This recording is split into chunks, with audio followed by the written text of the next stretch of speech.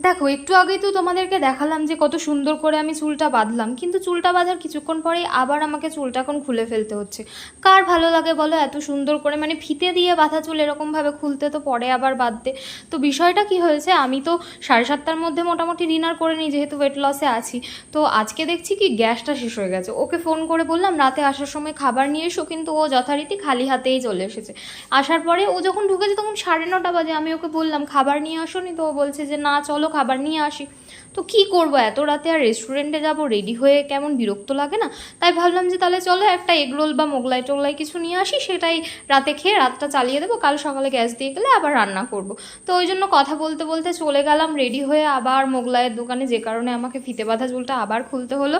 তো এখানে আমরা মোগলাই নিয়েছি, নিয়ে এবার বাড়ির দিকেও ফিরছি। তো এবার খেতে বসবো, আর তার মাঝে আমি তোমাদেরকে যে মিউগুলোকে দেখালাম না, একটা সাদা ছোট মিউ দেখালাম, ওটা হচ্ছে আমাদের বাড়ির মিউ, জানো তো খুব মিষ্টি। আর যে কালো মিউটাকে দেখালাম ওটা খালি পেছনে লাগে, ওই আমাদের বাড়ির মিউটার। তো কি আর করা যাবে, এখানে খাওয়া দাওয়া করে নিলাম। আর আমরা যেহেতু বাঙালি, আমরা হচ্ছে মোগলাইও খাবো, আবার টিস্যু দিয়ে তেলটা চিপে ফেলেও দেবো। এই হচ্ছে আমাদের বাঙালিদের বৈশিষ্ট্য। তো যাকে এখানে তো অনেক কথা বললাম, তো আবার তো আমাকে চুলটা বাঁধতে হবে, এত সুন্দর করে বাঁধা চুলটা খুলে ফেললাম, তো ওই জন্য আমি আবার সুন্দর করে বেঁধে নিলাম। চুল টুল বেঁধে মুখে ক্রিম টিম মেখে স্কিন কেয়ার একদম কমপ্লিট করে নিয়েছি, মানে যেটাকে আমরা মেয়েরা বলি হচ্ছে নাইট কেয়ার। তারপরে ডিটক্স ওয়াটার করতে গিয়ে দেখছি আমার তো গ্যাসই শেষ হয়ে গেছে।